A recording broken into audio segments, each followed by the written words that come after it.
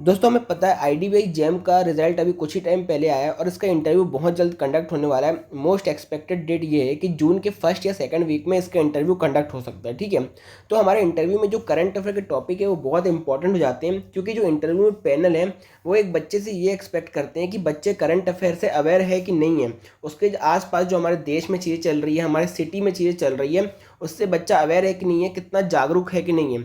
तो इसलिए जो करंट अफेयर में चीज़ें चलती रहती है वो हमारे इंटरव्यू के पॉइंट ऑफ व्यू से बहुत इंपॉर्टेंट हो जाती है। करंट अफेयर में जो न्यूज़ चलती है वो तो इंपॉर्टेंट हो ही जाती है, लेकिन जो न्यूज़ के जो बेसिक कॉन्सेप्ट रहते हैं वो भी वहाँ पर पूछे जाते हैं। ठीक है, तो आज हम ऐसे ही एक टॉपिक के बारे में बात करने वाले हैं। ये आईडीबीआई के इंटरव्यू के लिए बहुत ज़्यादा इंपॉर्टेंट टॉपिक होने वाला है, और साथ साथ में जो सेंट्रल बैंक का क्रेडिट ऑफिसर का भी जो इंटरव्यू होगा उसके लिए भी बहुत इंपॉर्टेंट टॉपिक है। ठीक है, तो अब इस पूरे वीडियो को एंड तक देखिएगा। हम वीडियो को शुरू करते हैं। सबसे पहली बात, आज कल ही ये न्यूज़ आई है कि इंडिया ने जापान को क्रॉस कर दिया, सरपास कर दिया है, और इंडिया फोर्थ लार्जेस्ट इकोनॉमी बन गया है। आप बहुत टाइम से सुन रहे होगे कि इंडिया फिफ्थ लार्जेस्ट इकोनॉमी है, इंडिया टॉप 5 में आता है। अभी न्यूज़ बहुत सुन रहे होगे, ठीक है, लेकिन अभी इंडिया ने जापान को सरपास कर दिया और इंडिया फोर्थ लार्जेस्ट बन गया है। और हमारे नीति आयोग के जो सीईओ हैं उनका कहना है कि अगर इंडिया अपनी ग्रोथ को ऐसा ही आगे बढ़ाता है, ऐसी जैसे प्लान चीज़ें उनको प्लानिंग से और आगे बढ़ाता है, तो 2 या 3 साल में हम जर्मनी को भी बीट कर सकते हैं। और हमारा टारगेट जो ये है, हमारा टारगेट है ये कि 2047 तक, 2047 तक, जब हमारे इंडिपेंडेंस को 100 ईयर्स हो जाएंगे, तब हम एक डेवलप नेशन बन जाएं। ठीक है, हमारा टारगेट ये है कि हम जर्मनी को अगले 2 या 3 साल में बीट कर सकते हैं, और 2047 तक हमें एक डेवलप नेशन बनना है। ये डेट अब याद रखिएगा। तो इसमें हमारा जो बेसिक कॉन्सेप्ट है वो ये बन के आता है कि जीडीपी आखिर होती क्या है। और जीडीपी के भी 2 टाइप आपने सुने होंगे, एक नॉमिनल जीडीपी होती है, एक रियल जीडीपी होती है। तो ये आपसे इंटरव्यू में पूछ सकता है, हम उसी को डिटेल में बात करते हैं। ठीक है, सबसे पहले बात करते हैं जीडीपी क्या है। देखो, मैंने यहाँ पर पूरा ये डेफिनेशन दे दी है, लेकिन हम डेफिनेशन से नहीं समझेंगे। मैं आपको यहाँ पर एग्जाम्पल समझाता हूँ, जिससे कि आपको समझने में, कॉन्सेप्टलाइज करने में चीज़ों को आसानी होगी। ठीक है, देखो मैंने बहुत लंबी पीडीएफ बनाई है, आपको समझाता हूँ। जैसे मान लो जीडीपी का मतलब क्या होता है। जीडीपी का मतलब ये होता है, जैसे मान लो कोई कंट्री है, जैसे मान लो ये इंडिया कंट्री है। मैं एक मिनट मांगा, ये इंडिया है। ठीक है, इसको हम मान लेते हैं इंडिया, और इसको मान लेते हैं हम जापान। ठीक है, तो इंडिया ये पूरी कंट्री है, ये समझ लो इंडिया का बॉर्डर है। ठीक है, एग्जाम्पल के लिए समझ रहे हैं, ये इंडिया का बॉर्डर है। इस इंडिया कंट्री के अंदर जितने भी गुड्स एंड सर्विसेज प्रोड्यूस होंगे, मैंने फिर से बता रहा हूँ मैं, जितने भी गुड्स हैं और सर्विसेज हैं। ठीक है, अब गुड्स में क्या हो गया, गुड्स में कोई भी चीज़ आ सकती है। जैसे मान लो अब एक पार्ले बिस्किट का डब्बा मान लो, पार्ले बिस्किट का बॉक्स मान लो। ठीक है, सर्विसेज क्या होती है, जैसे हम सुनते हैं बहुत सारी आईटी सर्विसेज होती है, कॉल सेंटर की सर्विसेज होती है, बीपीओ सर्विसेज होती है। सबसे ईजिएस्ट एग्जांपल है सर्विसेज का, जैसे कि आप बाल कटवाने जाते हो, वो सैलून है, वो भी एक सर्विस दे रहा है आपको। ठीक है, ब्यूटी पार्लर जिसमें लड़कियां जाती हैं, वो भी आपको एक सर्विस प्रोवाइड कर रही हैं। तो ये सारी चीज़ें सर्विस के एग्जांपल हैं। गुड्स का क्या मैंने बताया, पार्ले जी बिस्किट का एक डब्बा हो गया, या फिर और भी बहुत सारी चीज़, जैसे कि कोई इलेक्ट्रॉनिक्स सामान होगा, मोबाइल हो गई, या फिर टीवी होगा, ये सब मैन्युफैक्चर होते हैं। ठीक है, तो जितनी भी कंट्री के अंदर गुड्स एंड सर्विसेज मैन्युफैक्चर होंगे, उसकी जो मॉनेटरी वैल्यू होती है, उनका सम टोटल करेंगे तो वो जीडीपी बनती है। जैसे मान लो कंट्री में गुड्स प्रोड्यूस हुई 100 रुपये की, ठीक है, सर्विसेज प्रोड्यूस हुई 200 रुपीज़ की, तो इंडिया की जीडीपी क्या बन गई, एग्जाम्पल के लिए 300 रुपये की जीडीपी बन गई। इतना आपको मैं उम्मीद करता हूँ आपको समझ में आया होगा। ठीक है, अब बात करते हैं कि इसको हम निकालते क्यों हैं, इससे हमें क्या समझ में आता है, हम इसको क्यों निकालते हैं। देखो, जीडीपी से हमें क्या पता चलता है, जीडीपी से हमारी एक कंट्री की इकोनॉमिक परफॉर्मेंस पता चलती है। इकोनॉमिक परफॉर्मेंस से मतलब है, जैसे मान लो गुड्स है। ठीक है, जैसे मान लो इंडिया ने गुड्स में पार्ले जी को प्रोड्यूस किया, कितने कितने पार्ले जी को प्रोड्यूस किया, 500 रुपये पार्ले जी को प्रोड्यूस किया। तो कोई भी कंपनी, पार्ले जी होगा, या फिर जैसे मान लो सैमसंग का टीवी है। ठीक है, तो कोई भी कंपनी पार्ले जी या सैमसंग टीवी को कब प्रोड्यूस करेगी, जब सामने से डिमांड होगी, सामने से जब खरीदने वाले कस्टमर होंगे तब तो कंपनी प्रोड्यूस करेगी ना। सामने कस्टमर के पास 500 रुपीज़ हैं, ये कस्टमर एक हो सकता है या दो हो सकता है, या फिर 10 कस्टमर मिला के, 10 कस्टमरों के पास 500 रुपये, और 500 रुपये के वो पार्ले बिस्कुट डिमांड कर रहे हैं, तब जाके कंपनी प्रोड्यूस करती है। ऐसी सैमसंग टीवी का भी एग्जांपल ले सकते हो। तो गुड्स एंड सर्विसेज जितनी प्रोड्यूस होती है, उससे हमें क्या समझ में आता है कि उस कंट्री में उतने वैल्यू की डिमांड है, इसलिए उतनी चीज़ें प्रोड्यूस हो रही है। और जब पार्ले जी का बिस्किट का डब्बा प्रोड्यूस करता है, तो उसकी मान लो कॉस्ट आती है 400 रुपीज़ की, 400 रुपये से कॉस्ट आती है, वो 500 में बेचता है। तो 400 रुपये की जब कॉस्ट आती है, तो कॉस्ट में उसको क्या लगता है, लेबर लगता है, उसको लेबर को पैसे देना पड़ता है जो काम करते हैं। उसने कहीं पर फैक्ट्री लगाई होगी तो उसको लैंड लेना पड़ता होगा, मशीनरी लेनी पड़ती होगी, तो इसको पे करना पड़ता होगा। तो लेबर को जो पैसे मिले, लेबर वो पैसे का क्या करेगा, वो भी तो कहीं ना कहीं खर्च करेगा, मतलब वो भी दूसरे गुड्स की डिमांड को जनरेट कर रहा है। जैसे मान लो लेबर को कोई कपड़े चाहिए तो वो कपड़े की डिमांड को जनरेट कर रहा। जिससे कंपनी ने लैंड लिया होगा उस लैंड का रेंट दे रहे होंगे या फिर लैंड को खरीद लिया होगा, तो जिसको वो पैसे मिल रहे होंगे वो भी डिमांड को जनरेट कर रहा होगा। जिससे मशीनरी ली होगी वो भी डिमांड को जनरेट कर रहा होगा। तो ऐसे पैसे नीचे बढ़ते जाते हैं और वो नई डिमांड को जनरेट करते हैं। जैसे लेबर को पैसे मिले, इसने कपड़े की डिमांड जनरेट की तो कपड़े नए प्रोड्यूस होंगे, फिर जब कपड़े नए प्रोड्यूस होंगे तो कपड़े वाले ने भी लेबर रखा होगा तो वो लेबर को पैसे देगा, फिर उस लेबर को पैसे मिलेंगे तो वो भी नई डिमांड को जनरेट करेगा। तो ऐसे इकोनॉमी में पैसे घूमते रहते हैं और जितने ज़्यादा पैसे वहाँ पर होते हैं उससे समझ में आता है कि उस कंट्री में डिमांड कितनी जनरेट हो रही है, उस कंट्री का पैसा कितना है, वो कंट्री पैसा कितना कमा पा रही है। इसलिए जब हम यहाँ पर कहते हैं कि इंडिया की जीडीपी इतनी है, $4.39 ट्रिलियन है, मतलब हमारे इंडिया में इतने पैसे की डिमांड जनरेट हो रही है, इतने पैसे खर्च हो रहे हैं, इतने पैसे गुड्स बन रहे हैं, इतने पैसे गुड्स लोग खरीद रहे हैं, मतलब हमारे पूरे कंट्री की इनकम ये एक तरह से इनकम बताता है। उससे पता चलता है कि यहाँ इंडिया के लोग कमा कितना रहे हैं, कितने गुड्स एंड सर्विस को खरीद रहे हैं, उससे एक कंपनी की इकोनॉमिक कैपेसिटी, इकोनॉमिक पावर पता चलती है। अब इसको आप कंपेयर करो चाइना से, चाइना में 19.53 ट्रिलियन, सोचो कितने पैसे वहाँ खर्च हो रहे होंगे, कितने पैसों के वहाँ पर गुड्स एंड सर्विसेज प्रोड्यूस हो रही होगी और लोग कितने पैसों को खरीद रहे होंगे, मतलब वहाँ के लोग पैसे में ज़्यादा है। यूएसए में उससे भी ज़्यादा है 30.34 ट्रिलियन, मतलब चाइना से भी ज़्यादा यूएसए में ये चीज़ें हो रही है। तो इससे क्या पता चल रहा है एक कंट्री की इकोनॉमिक आउटपुट कैपेसिटी कितनी है, वहाँ के लोग कितना कमा पा रहे हैं। अब इसको सोचो, अगर यहाँ के लोग ज़्यादा कमा पा रहे होते तो ज़्यादा गुड्स की डिमांड करते और ज़्यादा गुड्स प्रोड्यूस होते तो इकोनॉमी भी बढ़ती, जीडीपी में वो कैलकुलेट होता कि नहीं होता। तो इससे क्या पता चल रहा है कि इंडिया के लोग अभी इतना ही कमा पा रहे हैं जिससे कि वो इतने अमाउंट का ही गुड्स को डिमांड कर रहे हैं। यूएसए के लोग इतना कमा पा रहे हैं, चाइना के लोग इतना कमा पा रहे हैं। आई होप आपको जीडीपी का कॉन्सेप्ट अच्छे से समझ में। और एक कॉन्सेप्ट आपने सुना होगा, जीडीपी दो प्रकार की होती है, एक नॉमिनल जीडीपी होती है और रियल जीडीपी होती है। देखो नॉमिनल जीडीपी मतलब हम आज के प्राइस में जो गुड्स एंड सर्विसेज की वैल्यू को मेजर करते हैं। जिससे मैं आपको बताया किसी कंट्री में 500 रुपये के पार्ले बिस्कुट मैन्युफैक्चर हो रहे हैं, ठीक है, तो आज पार्ले बिस्किट का प्राइस क्या चल रहा है, आज चल रहा है 10 रुपये का, ठीक है, एग्जाम्पल के माने, तो 10 रुपये के हिसाब से 500 रुपये के प्रोड्यूस हो रहे हैं ये आज के प्राइस में। लेकिन अगर हम इस प्राइस को इन्फ्लेशन के साथ एडजस्ट कर दे तो रियल जीडीपी निकलती है। इसको और डिटेल में समझते हैं, ये मैंने डिफरेंस दे दिया है, आपको पीडीएफ मिल जाएगी, आपको अच्छे से समझ में आ जाएगा। लेकिन मैं आपको आगे बढ़ने से पहले एक बात बताना चाहता हूँ, ये पीडीएफ सिर्फ उन्हीं बच्चों को मिलेगी जिन्होंने मेरा आईडीबीआई का पेड मेंटरशिप बैच ज्वाइन किया है। आपको जिन लोगों को नहीं पता बता दूं, मैंने आईडीबीआई का एक पेड मेंटरशिप बैच ज्वाइन किया, उसमें हम बच्चों को A to Z एकदम बेसिक से इंटरव्यू की तैयारी करवाते हैं। उसमें हम सारी चीज़ें बताते हैं कि बच्चों को कैसे इंटरव्यू की तैयारी एकदम स्टार्ट करनी है, एकदम बेसिक से अपने ग्रेजुएशन को कैसे कंप्लीट करना है। जैसे बहुत सारे बच्चों ने ग्रेजुएशन में बीए किया होता है, फार्मेसी की होती है, तो आपने कोई भी ग्रेजुएशन किया हो उन सब के सारे हम क्वेश्चन आपको प्रोवाइड करते हैं और उनके कैसे आंसर करने वो भी प्रोवाइड करते हैं। आपका एज गैप या फिर करियर गैप ज़्यादा है, मान लो आपने 2020 में अपनी ग्रेजुएशन की है लेकिन अभी 2025 चल रहा है, तो उसको कैसे जस्टिफाई करें, ये सारे आंसर हम आपकी कंडीशन के हिसाब से बताते हैं ताकि आपको इंटरव्यू में कोई भी दिक्कत ना जाए और आपका इतना अच्छा नॉलेज डेवलप हो जाए ताकि आप वहाँ पर इंटरव्यू में एकदम कॉन्फिडेंस से जवाब दे पाएँ। तो सिर्फ ये बैच 149 रुपीज़ का है। आपको उसमें और इन्फॉर्मेशन चाहिए तो आपको अभी मेरे डिस्क्रिप्शन में एक लिंक मिल जाएगी वीडियो की, आप वो वीडियो को देख सकते हैं और मेरा बैच ज्वाइन कर सकते हैं। वहाँ पर आपको ये सारी पीडीएफ भी मिल जाएगी और आपके जितने भी पर्सनल डाउट है वो सारे सॉल्व होते हैं बैच में। तो डिस्क्रिप्शन में वीडियो की लिंक मिल जाएगी, उस वीडियो को देख के आप मेरा बैच को ज्वाइन कर सकते हो और पिन कमेंट में भी मैं अपने बैच की सारी डिटेल डाल दूंगा, ठीक है।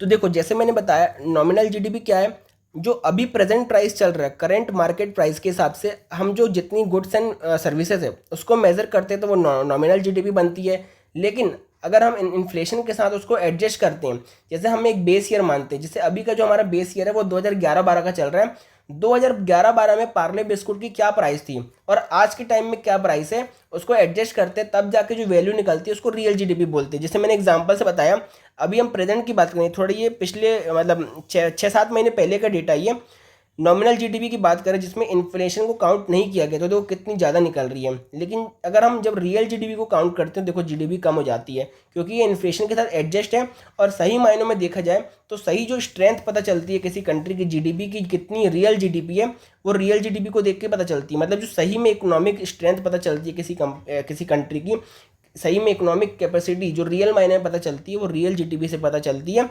नॉमिनल जीडीपी से हम सिर्फ करंट प्राइस का देख पाते हैं। ठीक है, ये डिफरेंस लिखा हुआ है, मैंने बताया करंट मार्केट प्राइस और ये base year market price. Inflation इसमें काउंट नहीं होता, इसमें काउंट होता है। ठीक है, इसमें जैसे मैंने बताया कि वैल्यू ऑफ जीडीपी हायर होती है, इसमें लोअर होती है। और इकोनॉमिक ग्रोथ जैसे मैंने बताया कि इससे एकदम एक्यूरेट हम नहीं नाप सकते। रियल जीडीपी गुड इंडिकेटर होता है इकोनॉमिक ग्रोथ को नापने का।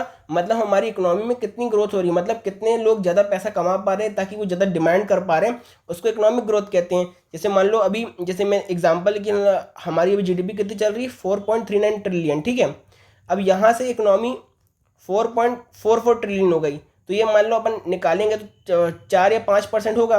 तो इतने लोग ज़्यादा हमारी इकोनॉमी में पैसे कमा पा रहे हैं, इतने लोग ज़्यादा गुड्स को डिमांड कर पा रहे हैं, इसलिए गुड्स एंड वैल्यू ज़्यादा प्रोड्यूस हो रही है और इकोनॉमी जीडीपी में वो इंडिकेट हो रहा है। ठीक है, समझ में आया।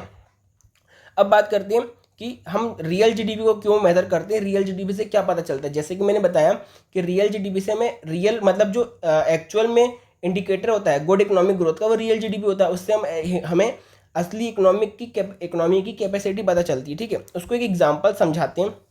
जैसे मान लो किसी कंट्री ने 100 बॉक्सेस बिस्किट के प्रोड्यूस किए पार्ले जी के। ठीक है, क्यों प्रोड्यूस किए, जब उसकी डिमांड हुई। जो मैंने आपको बताया वही सब लिखा हुआ है कि 100 रुपये का वो प्रोड्यूस हुआ, 1000 रुपये का, तो लेबर कॉस्ट लगती है, तो लेबर के पास भी इनकम आती है, वो जाके फिर नए गुड्स की डिमांड करेगा। जैसे मान लो उसने क्लॉथ खरीदे तो नए गुड्स की डिमांड हुई, ऐसे इकोनॉमी में चलता रहता है। ठीक है, तो ये मैंने सब बता दिया, आपको इसमें रिवीजन करने में आसानी होगी। जो मैंने कुछ टाइम पहले अभी डिस्कस किया वही सब मैंने यहाँ पर लिख के दे दिया ताकि आपको दिक्कत न जाए। मेन कॉन्सेप्ट ये है कि हम रियल जीडीपी को क्यों मेजर करते हैं। जैसे मान लो एक पार्ले एग्जाम्पल है। ठीक है, एक पार्ले का जो बिस्किट है वो 5 रुपये का आता है। ठीक है, 2024 में एग्जाम्पल मानो। और एक कंट्री एक्स है जिसमें सिर्फ 1000 लोग रहते हैं। कंट्री एक्स में 1000 लोग रहते हैं, एक पार्ले की कीमत है 5 रुपये की 2024 में। ठीक है, अब हम एक हाइपोथेटिकल सिचुएशन मानते हैं कि सारे लोग बिस्किट खरीद रहे हैं। ठीक है, तो 1000 लोगों ने बिस्किट खरीदा, 5 रुपये का एक बिस्किट है, तो 1000 लोगों ने खरीद लिया, तो 5000 रुपये हो गए। तो कंट्री की जीडीपी क्या होगी, 5000 रुपये। हम ये मान के चल रहे हैं कि कंट्री में सिर्फ पार्ले प्रोड्यूस हो रहा है 5 रुपये वाला, 1000 लोग हैं और सारे लोग को पार्ले चाहिए, तो 1000 लोगों ने पार्ले खरीद लिया, 5000 रुपये इसके गुड प्रोड्यूस हुए, तो हम 5000 रुपये जीडीपी मान लेते हैं। ठीक है, अब आता है 2025 में हम मानते हैं कि महंगाई थोड़ी बढ़ गई, 10% से बढ़ गई, तो जो चीज़ पहले 5 रुपये की थी वो 5.5 रुपीज़ की होगी। ठीक है, कंट्री में 10 पीपल और ऐड हो गए। कैसे ऐड हो गए, कंट्री में नए बच्चे पैदा होते हैं, तो हाइपोथेटिकल सिचुएशन मानते हैं कि 10 लोग और ऐड हो गए। ठीक है, तो और मानते हैं बिस्किट उतने ही बिके जितने पहले बिके हैं। मतलब कंट्री की पॉपुलेशन कितनी हो गई, 1010, इतनी पॉपुलेशन हो गई, लेकिन कंट्री में बिस्किट सिर्फ 1000 लोगों ने खरीदे। ठीक है, लेकिन प्राइस तो बढ़ गई है इन्फ्लेशन के कारण। तो कितने गुड्स प्रोड्यूस हुए, मतलब कितने वैल्यू के गुड प्रोड्यूस हुए, 5500 रुपये के। तो इससे में क्या समझ में आता है कि इन्फ्लेशन का प्राइस बढ़ा तो गुड्स की जो मॉनेटरी वैल्यू है वो तो बढ़ गई, लेकिन क्या डिमांड बढ़ी क्या, नहीं। पहले भी 1000 लोग खरीद रहे थे, अभी भी 1000 लोग खरीद रहे हैं, तो डिमांड तो नहीं बढ़ी ना, लेकिन हमें जीडीपी तो ज़्यादा दिख रही है। तो वही इसी चीज़ को हटाने के लिए हम रियल जीडीपी निकालते हैं ताकि हमें एक्चुअल डिमांड का पता चले, कि ज़्यादा लोग उस चीज़ को डिमांड कर रहे हैं कि नहीं कर रहे हैं। और ये चीज़ हमें क्यों जाननी है, क्योंकि अगर ज़्यादा लोग डिमांड करेंगे इसका मतलब ज़्यादा लोग पैसे कमा पा रहे हैं, और ज़्यादा लोग डिमांड नहीं कर रहे हैं मतलब ज़्यादा लोग पैसे नहीं कमा पा रहे। समझ में आया। इसलिए हमने देखा कि यहाँ पर भी 1000 खरीद रहे थे और यहाँ पर भी 1000 खरीद रहे थे, लेकिन प्राइस बढ़ गया, पहले 5 रुपये था 5.5 हो गया, इसलिए हमें यहाँ पर मॉनेटरी वैल्यू जो है गुड्स एंड सर्विस की कुछ ज़्यादा दिख रही है। लेकिन इसका मतलब ये नहीं है कि जीडीपी बढ़ी है। इसलिए मैंने कहा जो रियल जीडीपी होती है वो एक गुड इंडिकेटर होती है, वो सही मायने में किसी कंट्री की इकोनॉमिक कैपेसिटी को बताती है कि कोई कंट्री जो है वो इकोनॉमिकली कितनी ग्रोथ में और कितनी ज़्यादा अच्छी है। ठीक है, समझ में आया। मैंने वही सब चीज़ें यहाँ पर सामने लिख दी है, आपको रिवीजन करने में तैयारी होगी, आसानी होगी। अभी के लिए जो हमारा बेस ईयर है जिससे हम रियल जीडीपी निकालते हैं वो 2011-12 है, लेकिन गवर्नमेंट चाहती है कि इसको हम 2022-23 करें, और उसके लिए गवर्नमेंट ने एक कमेटी भी बनाई है, विश्वनाथ गोल्डर कमेटी। इसको याद रखना, इंटरव्यू में आपसे पूछ सकता है। ठीक है, दूसरी इंपॉर्टेंट चीज़, हमारे देश में जीडीपी को रिलीज़ कौन करता है? तो एनएसओ एक डिपार्टमेंट है, नेशनल स्टैटिस्टिकल ऑफिस। मैं थोड़ा प्रोनाउंस नहीं कर पा रहा हूँ, आप पढ़ लेना, मैं शॉर्ट फॉर्म में बोल रहा हूँ एनएसओ, ठीक है। ये एक ऑफिस है, किसके अंडर काम करता है? Ministry of statistics and programme implementation के अंदर काम करता है। ये चीज़ को ध्यान रखना है, इंटरव्यू में पूछ सकता है, ठीक है। उसके बाद अभी जो न्यूज़ आई है कि इंडिया ने जापान को सरपास कर दिया, इसका मतलब क्या है? और क्या हम इसका ऐसा बोल सकते हैं कि इंडियन सब ज़्यादा पैसे कमा पा रहे हैं जापान से, क्यों जो जापान में लोग रहते हैं? क्योंकि अभी हमने समझा कि जीडीपी बढ़ती है तो उसका मतलब वहाँ के लोग ज़्यादा पैसे कमा पा रहे हैं। तो इसको हम डिटेल में समझते हैं, आपसे इंटरव्यू में पूछ सकते हैं, ठीक है। देखो, यहाँ पर हमने देखा कि इंडिया की जीडीपी बढ़ गई जापान से, लेकिन अब यहाँ पर कैपिटा इनकम देखो, जापान की है पर कैपिटा इनकम है वो इतनी है, ठीक है, और इंडिया की सिर्फ इतनी है। इसका मतलब क्या है? अब आपको समझना पड़ेगा। उससे पहले पर कैपिटा इनकम क्या होती है? पर कैपिटा इनकम होती है मतलब एवरेज इनकम बताता है किसी भी कंट्री में लोगों की, मतलब किसी भी कंट्री है वहाँ की एवरेज इनकम क्या है लोगों की, ठीक है। तो उसको निकालते कैसे हैं? कंट्री में जितनी पॉपुलेशन है और नेशनल इनकम को, इसका जब हम डिवाइड करते हैं तो कंट्री की पर कैपिटा इनकम निकलती है, ठीक है। तो इंडिया की पर कैपिटा इनकम इतनी कम क्यों है? एक तो उसका रीज़न है पॉपुलेशन, ठीक है, और दूसरा रीज़न ये है कि इंडिया की जीडीपी तो बढ़ रही है लेकिन इंडिया में इनकम इनइक्वालिटी बहुत ज़्यादा है। क्यों? क्योंकि इंडिया के जो टॉप 1% है वही 41% ऑफ कंट्री वेल्थ को ओन करते हैं। मतलब इंडिया में जो ना पैसा है ना, वो अमीर ही लोग पैसा कमा पा रहे हैं, जो गरीब हैं वो गरीब हैं। जैसे मान लो जो ऊपर के टॉप के लोग हैं ना, उन्हीं लोग पैसा कमा रहे हैं, उन्हीं लोग और अमीर बनते जा रहे हैं और वो जीडीपी में शो हो रहा है। लेकिन जो इंडिया के बॉटम के लोग हैं, जो गरीब लोग हैं, उनको नई अपॉर्चुनिटी नहीं मिल रही है, इसलिए उनकी इनकम उतनी की उतनी ही है। हमारी पॉपुलेशन ज़्यादा होने के बाद भी बहुत कम ही लोग हैं जो पैसा कमा पा रहे हैं, ज़्यादा पैसा कमा पा रहे हैं और जीडीपी में कंट्रीब्यूट कर पा रहे हैं। और 90% 80% लोग तो ऐसे ही हैं जो सिर्फ 25,000 पर महीना कम से भी कम कमा रहे हैं। समझ रहे हो ना बात को? जीडीपी में ऐसा होता है, जैसे मान लो मुकेश अंबानी है, ठीक है, और यहाँ पर मान लो कोई XYZ पर्सन है, इसको मैं कर दूँ, जैसे मान लो कोई मुकेश अंबानी है, ठीक है, और XYZ पर्सन है। अब ये पहले 1,000 रुपये कमाता था और ये 100 रुपये कमाता, ठीक है। अब मुकेश अंबानी तो पहले से ही अमीर है, अब वो 1,000 से लेकर अब मान लो 2,000 कमा रहा हो, ठीक है, लेकिन ये 100 रुपये ही कमा रहा है। तो ये पहले 1,000 कमा रहा था, अब 2,000 कमा रहा है, तो हो सकता है कि इसकी इनकम बढ़ी तो ये गुड्स की डिमांड ज़्यादा गुड्स की डिमांड करें। पहले ये सिर्फ कपड़े लेते, मान लो मुकेश अंबानी पहले सिर्फ कपड़े लेता था, ठीक है, कपड़े एग्जाम्पल के लिए, अब इसको चाहिए आईफोन भी। तो गुड्स की डिमांड तो बढ़ी, जीडीपी में तो शो हो रहा है ना कि डिमांड बढ़ रही है, लेकिन वो सिर्फ मुकेश अंबानी के कारण ही बढ़ रही है। ये XYZ की तो इनकम उतनी है, ये इसने तो डिमांड नहीं बढ़ाई ना। तो इसलिए गरीब तो गरीब ही है, जो पहले से अमीर है सिर्फ उसी को नई अपॉर्चुनिटी मिल रही है और वो अमीर होते जा रहा है। इसलिए हम बोल रहे हैं कि जो टॉप के 1% है वही 41% ऑफ कंट्री वेल्थ को ओन कर रहे हैं, उन्हीं लोग ज़्यादा कंट्रीब्यूट कर रहे हैं हमारी जीडीपी में। जो गरीब आदमी है वो गरीब का गरीब ही रह रहा है, उनको नई अपॉर्चुनिटी नहीं मिल रही है और उसके बहुत सारे रीज़न है। अभी हम रीज़न को डिस्कस करते हैं, आपको समझ में आया होगा, मैं होप करता हूँ, ठीक है। इसलिए जो पर कैपिटा इनकम है, कोई भी कंट्री की जीडीपी है, उससे हम उस कंट्री की इकोनॉमिक कैपेसिटी को अच्छे से नहीं नाप सकते। हमें दो इंडिकेटर बहुत इंपॉर्टेंट है, एक तो रियल जीडीपी मैंने आपको बताया और एक है per capita income. Per capita income से ये पता चलता है कि एवरेज इंडिया का हर व्यक्ति कितना रुपए कमा रहा है, ठीक है। उसका पॉपुलेशन इशू तो है, हमारी पॉपुलेशन बहुत ज़्यादा है इसलिए पर कैपिटा इनकम कम भी है, लेकिन ये बात भी फैक्ट है कि हमारी कंट्री में अपॉर्चुनिटी बहुत कम है।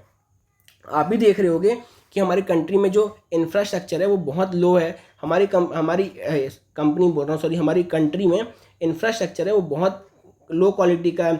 हमारी कंट्री में आईटी सेक्टर सिर्फ कुछ ही जगहों पे कंसंट्रेटेड है, जैसे बेंगलुरु, नोएडा हो गया, लेकिन बहुत सारे ऐसी जगह जैसे एमपी हो गया, मध्य प्रदेश हो गया, छत्तीसगढ़ हो गया, ये बहुत अंडर डेवलप्ड है। यहाँ पर ना तो कोई कंपनियाँ हैं, इसलिए यहाँ के जो बच्चे हैं, जो यूथ है, उनको अच्छी अपॉर्चुनिटी नहीं मिल पाती और वो सिर्फ सरकारी नौकरी के ट्रैप में फंसे रह जाते हैं। तो यहाँ पर जो अच्छी अपॉर्चुनिटी है वो सिर्फ अमीर को मिल रही है, गरीब को नहीं मिल रही है। इसलिए हमारी जो पर कैपिटा इनकम है वो बहुत लो है। इसलिए हम ऐसा नहीं कह सकते कि हमारी जीडीपी बढ़ गई तो जापान से हम आगे निकल गए। जापान हमसे बहुत ज़्यादा आगे है। वहाँ का जो पर कैपिटा इनकम है, मतलब एवरेज में जो वहाँ का पर व्यक्ति जितने पैसे कमा रहा है वो बहुत ज़्यादा है, वहाँ पर लाइफस्टाइल बहुत अच्छी है।